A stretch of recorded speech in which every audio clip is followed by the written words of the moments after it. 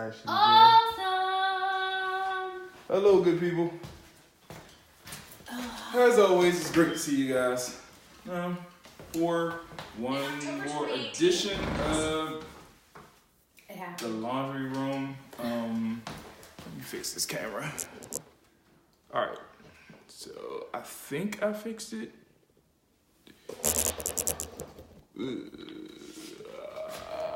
Forgive me. We gotta think of like some theme music or something for real. Well, I was gonna say welcome to the next episode or the newest episode of the laundry room. My name is Nicole and I'm Matthew Warner, but that's not theme music. and we don't have a weatherman, but you know. That's not theme music. This is the next time I catch you eating before we start recording. Oh my gosh, you tell all the secrets. I am going to actually talk about it. You tell all the secrets. Okay. Alright. Alright, so first and foremost, we have to pay homage to the fact that it's Black History Month. Yay. Dun, dun, dun, dun. So I'm kind of celebrating Black History Month today with celebrating a black business. The shirt that I'm wearing, you probably have seen it before somewhere. My sister-in-law kind of has a clothing brand initiative going, and it's the Level Up T-shirts. No, it has nothing to do with Sierra or her song. Shout out to her though. But yeah. Awesome sweater. Awesome sweater. Yeah, I'm just excited. I know I really do feel like we as a people don't celebrate Black History Month in just the month of February, that we have done a great job of celebrating us year round. Mm-hmm. And I'm proud of that. So kudos to us. And then, we want to talk to you about a few things today, guys. We're going to talk about the Grammys, Valentines Day, and some of the, should I say, more disappointing or funniest dates you've ever been on. Awesome. We also wanted to talk about Gucci and the whole debacle that high-end brands are going through. So there's a poll somewhere on this live video that asks, what were you more shocked to see? If you did watch the Grammys or if you heard anything about the Grammys. And I was really shocked to see Michelle Obama to appear on stage. I hadn't heard much about her actually appearing at the Grammys, but I know she tends to do that anytime she gets a platform to be positive. She normally takes it. But I was even more shocked to hear that Casey Musgrove, which until the Grammys came out, I had never heard that name before in my life, was winning Album of the Year. Who's that? I don't know who she. I really don't know who she. Casey Musgrove. I don't know. No idea that. She sings pop music.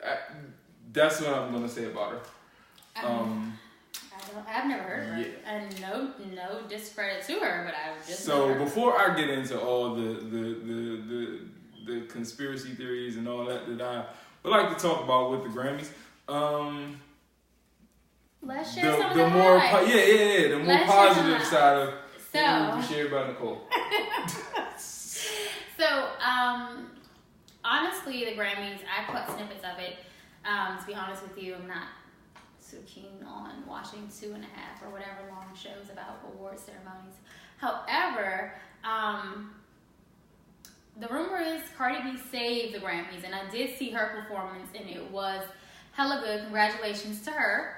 Congratulations. Ooh, the nerves. I thought her speech was cute. It was awesome. Talking about she wants to smoke weed. Yeah, she's like, maybe I should start smoking weed. She's ridiculous. It might mellow you out. Yes, it might. So I'm very happy for her. I did not like the backlash from BET saying that Nicki Minaj's lace front was getting dragged. I was like, after all that back and forth that Nicki and Cardi did, I think it was ridiculous to try to make them, be up against each other again or comparing the two women. let the woman who won shine in her light. Nothing should be, nothing should be taken away from that. You're so right. I didn't feel that. And they issued an apology, but they said that, Nikki and her entourage would not be performing at any BET ceremony. So that was good. I think that was the appropriate response to that. Yeah. Again, Michelle Obama showing up, and I love Jada Pinkett Smith, so seeing them two up there was like an awesome bonus for me. It was. We did not see Jay-Z and Beyonce. I don't think they appeared at the Grammys. There they had were a a Grammy. couple people that did not show up. Who did you notice? And people that were deserving of awards that didn't show up. J. Cole wasn't there. Kendrick Lamar wasn't there. Childish Gambino, who actually won an award, wasn't there. Ariana Grande wasn't there, and there was some controversy behind her not being there. She was supposed to perform, and they couldn't agree upon something. They couldn't agree upon what her performance was, or someone she pissed off over at the Grammys. She didn't piss someone off. Someone kind of, I guess, pissed her off. So, and I'm just kind of giving what I've heard and read about the situation. So, she was supposed to perform, and she chose not to. Someone at the Grammys that works with the Grammys organization or whatever put out editorial or statement saying that she couldn't pull together a performance in time to do it. And she came on set as a lie, right? Right. So she said, no, that's not what happened. I can pull together a performance in a day. You guys were basically trying to dwindle my creativity. You weren't giving me the space to do what I want to do with my performance on the show. Right. So since we can't come to an agreement there, no, I'm not doing the show at all. Makes sense. I mean, I think if you have someone who is, the creative is their focus and their passion, and you can't come to an agreement, it is what it is. I'm not upset about her not performing. Right. But there was also some political, there was some, I guess, political obligation that they wanted her to fulfill because, a lot of the Grammys is about politics. I did not If know we think that. about, like, some of the things that have come out in the last couple years, going back to even, what's the white guy who won the award? He had the song Thrift Shop. He had the song,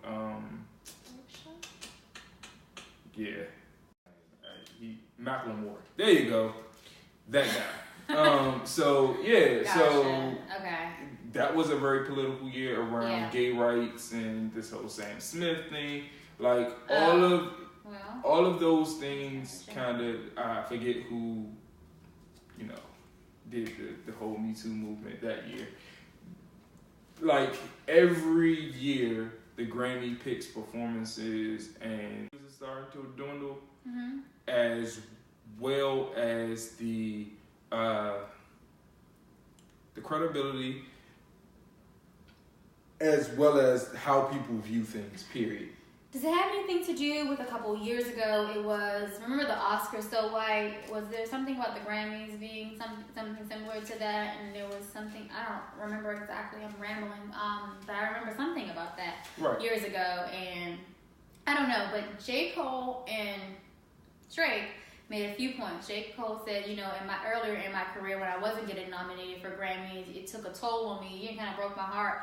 But I realized that that's not where my success lies. Exactly. And then Drake, in his acceptance speech, got up and said that if you've got people paying to come see you, you've got a fan base and people who believe in you, this shouldn't be your validation. You've already won. You've already won, exactly. So that to me was great. I think people do need to understand that you don't always need the approval of others, Yeah, you don't. In a sense really of an don't. award. You know, you've won before you've even gotten there. That's probably more important statements that were made that evening. And then you've got J-Lo, who gave a Motown performance, and the feedback that I read, I've got mixed feedback. People are like, well, she's, you know, a Hispanic woman and Motown was black, yada, yada, yada. And the feedback that I can jive with is the vocals. Okay. So her vocals. I could care less. I think we all need to get around. I understand our representation of in it being Motown. I get that. But at the end of the day, you want a great performance, right? I'm not. You do. You do. If you're gonna swap us out, it better be a good performance. I get that, Plan but B. I would prefer you preserve some of you preserve that. You preserve There that. were other artists up there, right? Like Neo was a part of the performance. But he was a part of the performance, but Jennifer Lopez was the lead of the performance. I think she had a deal. She had to be a part of something. Cool. And really, I don't know what else she's really? going to be a part of. So the Motown performance where you give to a Spanish young lady, and I hope She's over 40, by the way. She looks great, but she's not a young lady. Go ahead. So I don't want this to come off as racially biased because it's in a way it is, and in a way it's not. In a way it is, and in a way it's not. Because if you're looking at the grand scheme of the Grammys, the awards that were given out, who they were giving the awards to, what those people look like. This line walk. See, that's what I'm saying. Like, so everybody in here knows that the best music this year, the best music of the past probably 20 years, is all hip hop music. It is the culture. And I hate that the Grammy isn't reflective of the actual audience of the artist.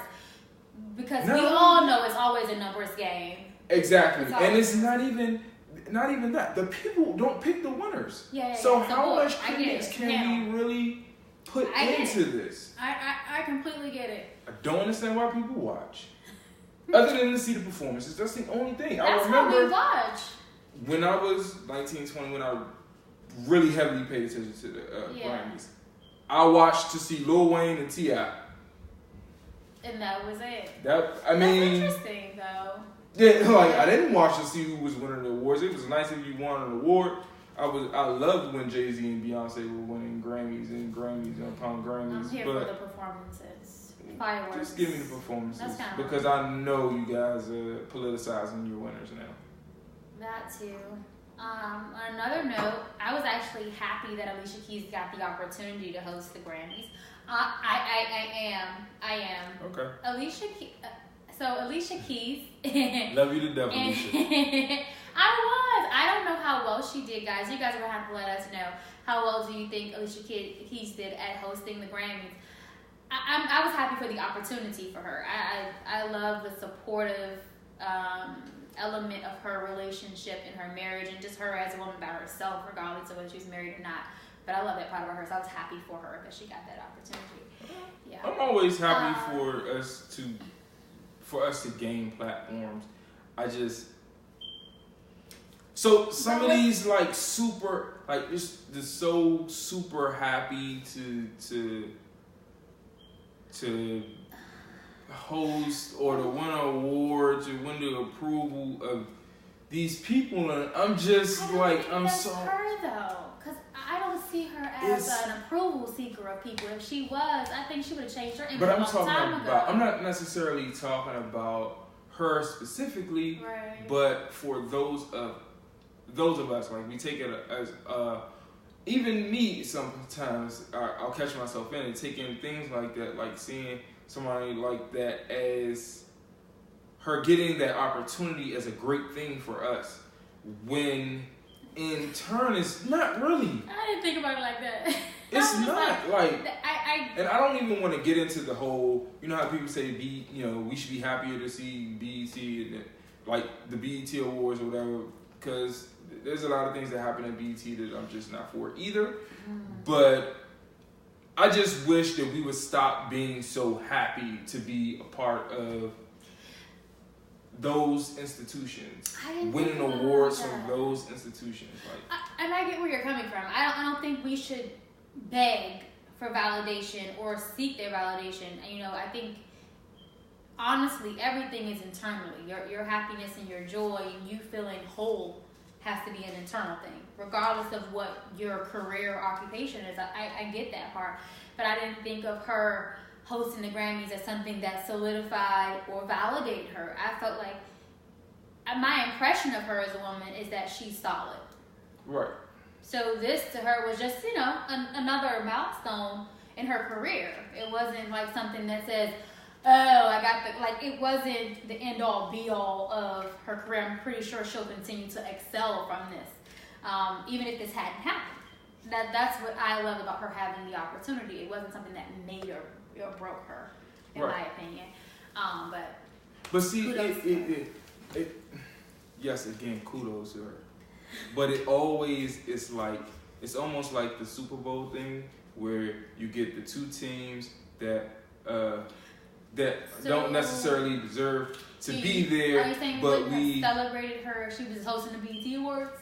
I don't think we would have celebrated her as much. I don't think people celebrated her. People were like, she's hosting the Grammys. Why? Exactly. I mean, but there not there like why, people, like for socialism, like for black people. It was why, who?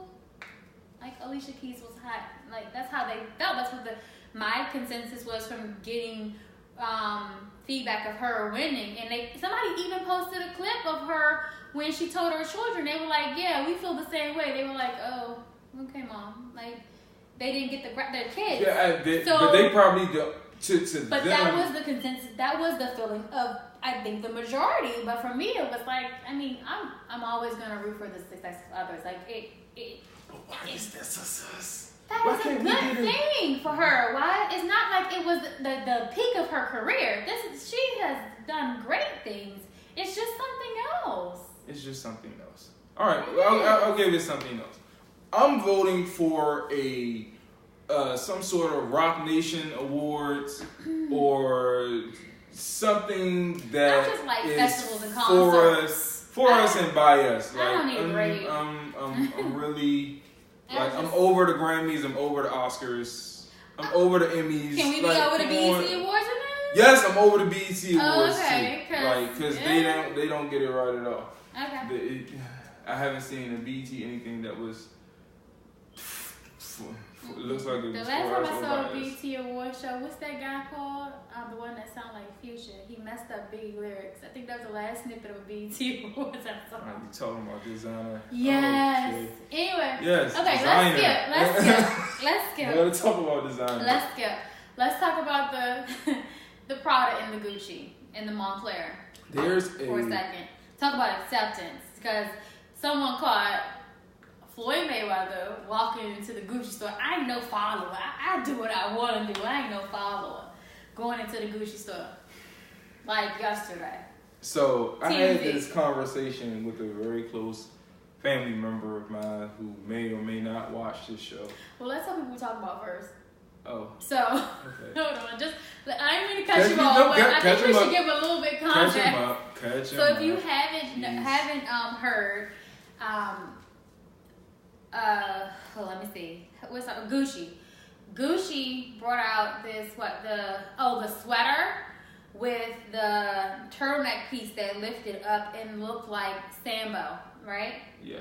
And then there was a keychain looking thing on the Prada bags that also looked like Sambo. And then they caught wind of the Montclair coats that had the Sambo on it. And there have been several other pieces of apparel that mimic black people, the whole black face thing, and people, and by people I mean me, I feel like this stuff goes on all the time. But let me be very clear with you, okay? I don't shop at I don't even know what Moncler was until they brought it up.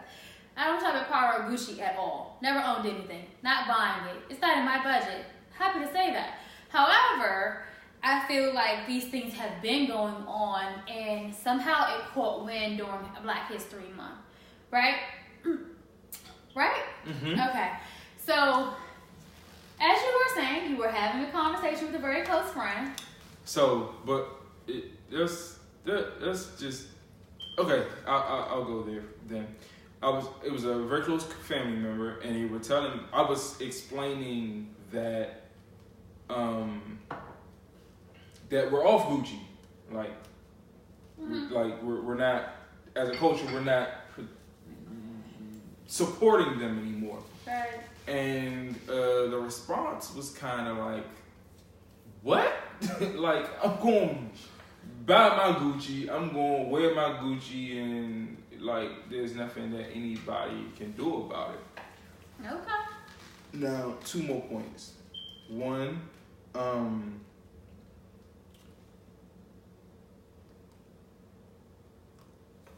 I was watching a video by a guy on Instagram, and I'll probably post this video with this video that's going to be on YouTube. And his name is Justin Blue, and he was talking about how white people purposely do stuff like this because they know black people aspire to buy the things that white people have. Very true. And they get away with it because of that. Oh, absolutely. But I guess my question to the viewers is that, do you feel like they deserve our dollars? I know plenty of people who have items and have purchased from these people. Do you feel like they deserve our dollars to actually produce a piece of material or clothing wear that was meant or is meant still to humiliate and degrade us? I don't feel like I can consciously walk into a store and be like, oh, this is a great gift. I mean, let me say it this way, without doing it the long way. The world, honestly, our generation and probably the generation before us too, the mentality has been hustle, right? Hustle so that you can acquire things and live a life of wealth. However, if you're constantly working for money, I feel like people get trapped in the luxuries of life, like high-end clothing and things of that nature. And they aspire to have what the wealthy have. Now, from our perspective, the people who have wealth, the majority of them are people of other races, right? Right. So that's why I think the connection is that we aspire to be them. I don't think true joy or happiness comes out of having those things. Right. But again, it is truthful. We're always told, work hard, achieve, and be successful. And you're not really successful unless you have these things and you can afford these types of things. And I think because of that, yeah, it does lead to this ongoing addiction to high-end things, the red bottom shoes, the product, just to say that you're worthy. It's continuing to prove your worth to other people, that you've done something and achieved something by these names and things that you have on. I don't know, everyone has went out and got something very nice and expensive for themselves at one point or another. But I challenge you, is it worth the humiliation for someone to say, screw you, and you still hand over your hard-earned money? Right. Because the celebrities, most of the time, aren't paying for their stuff. Like, when they walk the runway with all those things, these are yes. garments and things that they have been asked to wear. Now, I'm not talking about their personal home collection, because we've seen people like 50 Cent start to burn his stuff, and T.I. said he ain't wearing nothing until, for 3 months we're going to get them, in their pocket and mess up their first quarter numbers, because they should not have done this to us. But I think in the end, it's to me, it's like, it's offensive to the degree of someone hit your child. Yeah. That's what it is. Like, you should be that upset if, like, your child came home and said some strange person or the man who owned the corner store hit me. That's how upset I feel like we should be, not in the anger part of it, but in the sense of saying, you know what? But they expect us to get riled up because it actually promotes their brand. Not in the anger and the riot part of it, just enough to say, you know what? You're invisible to me. You're invisible to me. You know, I work hard for my money, so I'm not doing it. And I don't think they deserve our dollars, to be quite honest with you. And saying his name make me feel weird. But Waka, he was basically like, you're worried about, you know, all these high-end fashions, but you need to start investing in your own people. There are black people who have high-end fashions, and we're always trying to get a discount from our people. It is what it is. You have to invest in yourself, and I say that to say this. We got too much faith and too much belief in others sometimes than we have in ourselves. I think we do a way better job now than we've done in years prior, but it still has a way to go. But going back a little bit, I remember in 1997 and someone has challenged me on this, and I'm definitely going to again check this, dive into this even more because I want to find the video footage. But it was going back to the Oprah and Tommy Hilfiger thing. So when that happened with Tommy Hilfiger, we were able to actually cancel Tommy Hilfiger. The stars weren't wearing it. Nobody was wearing it. And that was the thing. Mm-hmm. Rappers and hip-hop figures had that type of power in our community then. Mm-hmm. These guys will take a bag anywhere. And I'm serious. And that's how the re-emergence of Tommy Hilfiger was able to happen. I would never put on the Tommy Hilfiger anything. Yeah, I'm cool. It's so many choices out here. It's that Tommy said it out loud, but I also heard, and I'm not sure if this is true, but I've also heard rumors that Ralph Lauren said it and Timberland said it. So, you know, the bootmaker. So, at the end of the day, I think there's a lot of undercover racism. But one thing remains true. The black dollar stays in the black neighborhood for about a few seconds, okay? 6 hours to be exact. Our money flow through the white neighborhood like honey, okay?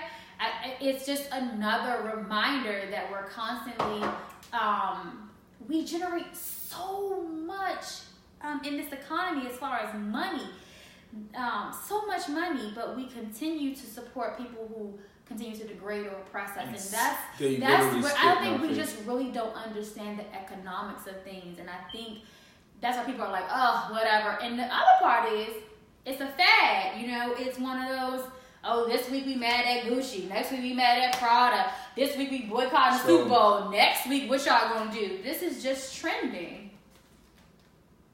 It's the irony in it coming out during Black History Month is crazy, but I see it as a signal to white America that while they are the spokespersons, we still got y'all back. We still have your back. We still aren't on their side. And it's like, it's despicable, it's degrading. And I don't understand the mindset of people when, if you can go or walk into Macy's, I'll say, there's choices of about 20 different bags a woman can get in there that don't have to be Gucci, that don't have to be one of these high-end brands that continuously choose to insult our people. Like, there are like, you don't have to buy it. It's a luxury item. Sure, they don't have to be racist. I think it just makes everything. They can be racist. We that's gotta the find whole a way thing. to teach You know your demographics. There's no successful owner that doesn't know their demographic. You have to know who you're selling to. If you don't know who you're selling to, you're going to continue to lose money.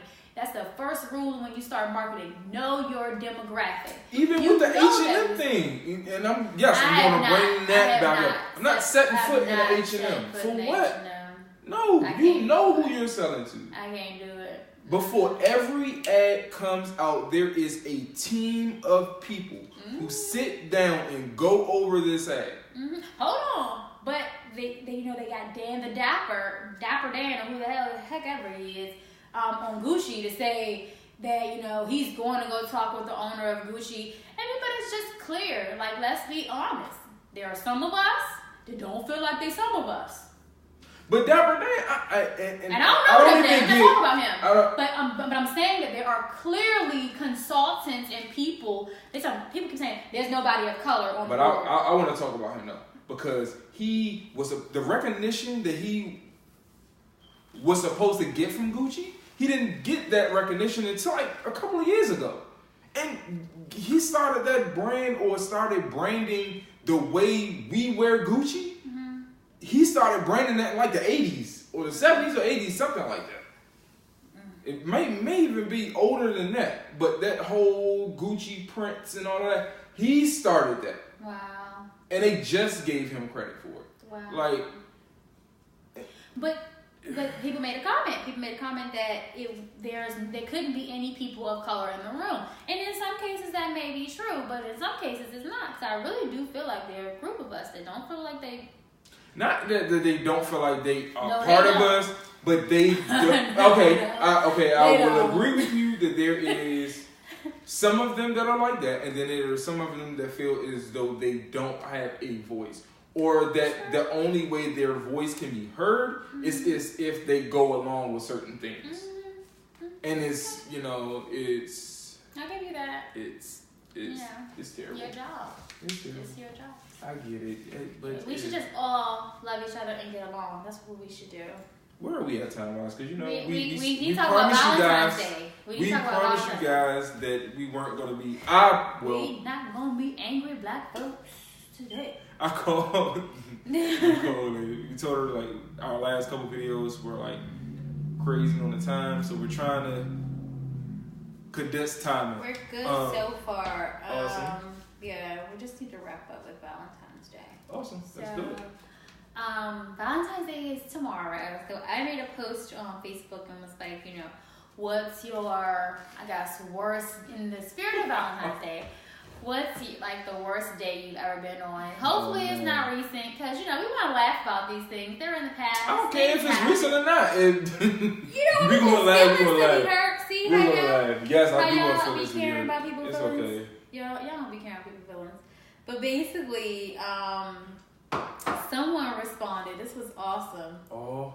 What? Okay, you're not gonna give the name, of course. I guess I shouldn't, but no, I think it was awesome, honestly. Okay. This was their date. So I'll start off with me since you so conscious about other people. Yes. I had a couple, and I'll make them fast. So one Valentine's Day, my boyfriend, when I was a teenager, went missing and came back with hickeys, and I was just laughing like, what? Like, what's that? Like, oh, that's wow. Like, that's okay. I was cheating too, so it happens. I wasn't worried about it. Sometimes, like, when you young and dumb, you don't care. You be like, I guess you just one up me. You came back with proof. So I'm not with her. I'm not. Nope. I'm not. And then there was this one date I had, and if you notice on this show, I laugh a lot. I think laughing is just like my default button. I laugh a lot. So one day I went out with this guy, and oh God forbid he ever see this. So like we went to this Italian restaurant, and we went to order food, and the waitress asked what he wanted, and he couldn't pronounce the words. And I corrected him. He never called me again. But I'm just like, you mean fettuccine?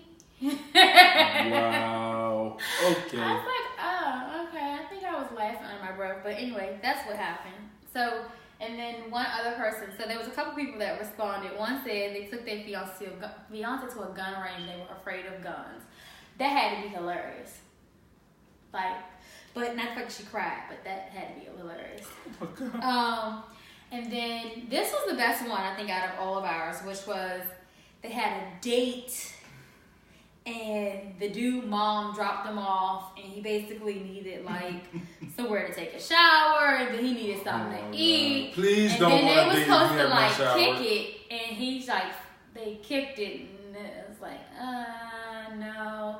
And then he like fell asleep and like she had to be like, hey, you gotta go. You gotta go. Okay, you're being less. I'm glad you're being less specific. I have to. Okay, cool. I have to, but someone comes to your house for a shower and food. That's shelter. No, but the kick it part, like. I'm not. That wasn't what she said, but okay. Y'all whatever. know what that meant. No. Y'all know it's that funnier. Y'all grown. It's funnier if y'all grown. Okay, whatever. Y'all grown. I'll share mine. So 3. 2 were some other people were embarrassing, and 1 when I was embarrassed. Actually, 2 where I was embarrassed. Same thing happened both days. So actually, the 2 embarrassing ones, the same thing happened. I somehow have run into online dating. I'll just be honest. It's kind of humiliating, but whatever. Yeah. So ran into 2 women with like who smell really bad. So the first date I took this, and this was probably like 2009. And this was right after the whole Rihanna and Chris Brown thing. Y'all let some man tell the world that y'all smell. So we went on this date. We were supposed to go to the bar. Tell the story. Go ahead. We were supposed to go to the bar, and we were supposed to eat. I guess eat dinner. So she got in the car, and her breath smelled like a garbage can. She lifted her arms to give me a hug, and I almost passed out. Maybe she had like the hydrosis, whatever thing. I don't care. It was terrible. So, in the spirit of me being a great guy, I agreed to continue the date. In the car, okay? The windows up. I had my head like this towards the window, and the window was all the way down. Like all the way down. And this was like almost wintertime, so it was like chilly. I'm chilly in the car. Yeah, she did long sleeve shirt. She's just rocking. I'm like, all right, bet. So we get to it. She proceeds to this entire ride. And that's how I remember the year it was, because we were arguing about Rihanna and Chris Brown through the entire date. So we get to appetizers, and I'm just like, you know what? I can't do it anymore. So I think we had appetizers and water, and then I was like, yeah, I gotta take you home. I gotta go. I think I lied, made up something, said I got a text message from somebody, and I just dropped her off because I couldn't do it anymore. I couldn't. The second one. Shame on her friends, because friends know. Y'all should tell these people this. Go ahead. The second one, online dating again. Young lady gets in my car. I smell an odor that's almost like someone, like, it was body odor, like she didn't take a bath. I didn't even let her get that far. Like, we sat in the car, talked for like 20 minutes. Cause I was having flashbacks. I'm just like, you gotta go. Sorry. Like, I'm gonna go watch the game with my boys. Like, I gotta go. I'm sorry, It's just. All right, now embarrassing me. No, but let's stop for a second. So, like, you were online dating one chick, that didn't go out well. You was like, that's gotta be like a fluke, right? That's just like and then the second time, it was bad. It was like plenty of fish, like that plenty by of fish. smell. Plenty It of was fish. famous? Yeah. Yikes! No, it wasn't the website. It was the smell. I swear to God. Oh boy. Alright. I can't. So, I was hanging out with a homegirl. Actually, you guys are classmates, and No. This is not. I don't know these people because you're not going to attach me to nobody. I you don't guys know are nobody. classmates. You need to stop saying that. That's not fair. And she That's would go not on. fair. Stop. She would go on. She did nothing embarrassing. Stop. She did nothing embarrassing. People who the people are. This is my fault. So we went to the bar. We had been dating for some time, and the bartender started talking about marriage and blah blah blah. I was getting a little antsy, so I decided to excuse myself and went to the bathroom. This was right after we had ate. So when I came back from the bathroom, they were still talking about it, and I was like, well, let's take a shot. Bartender proceeded to pour us shots of Patron. Yeah. It didn't go so well. So I took my shot, and like 2 seconds later, I could feel all of dinner all over the bar, all over the floor, all over, like everything. Everything. No. Last date that happened, it happened again. Dating somebody else. It was my birthday, bar hopping, having a great time, and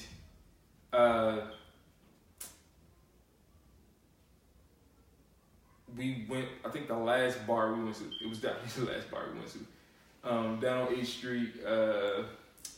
That's where y'all get caught at. Sticky Rice. And we were partying. That's hilarious. Been there. White lady comes out like, we got shots for everybody. We all grab shots. Take the shot. Have to run to the bathroom. And vomit all over. I didn't speak to her for years after.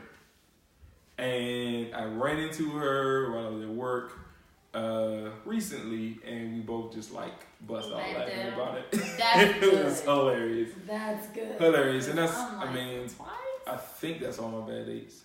There could be some more, but I don't know. Plenty of bad things.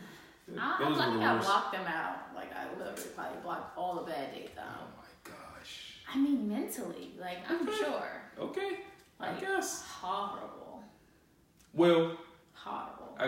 Was that our positive note to end on? I think it was funny. I think it's good to go back and reminisce and think of all the goofy stuff and the funny things that happened. But thank God my wife doesn't judge me. That's what's important. Thank you guys for joining us for another episode. We got something else? Yeah, not necessarily something else. I specifically wanted to shout out to anybody who has watched. I've been getting a whole lot of positive feedback from people who have watched, who've told me they've seen the show, encouraged me to continue, and I just want to make sure that I show my appreciation. Thank you so very, very, very much.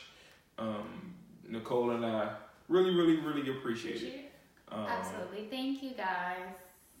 So we want to thank you one more time for watching this episode of The Laundry Room. And hope that we can continue to entertain you. We love to hear about your funny worst dates and hope that your Valentine's Day goes well. Yes. Continue to be supportive of each other, and that's make sure you comment and share and like and do all that good stuff too. We're on YouTube. Yeah, if you're not watching us on the Facebook page, somehow subscribe to our YouTube channel. Trying to get that moving more than it has. Look out for other ways that we will be bringing out content to you, because they are coming. I promise you, one of these days I'm gonna get some money. Yeah. This is gonna pay me one day. Yeah, I'm just excited about Big Brother tonight. If you don't know, it's Candy and Tamar in the top 5. So I'm excited. And Lolo Jones. Okay. I'm excited. I think the people are tired of us. That's Love you guys. I'm done. See you next week. Sheesh. Celebrity Big Brother.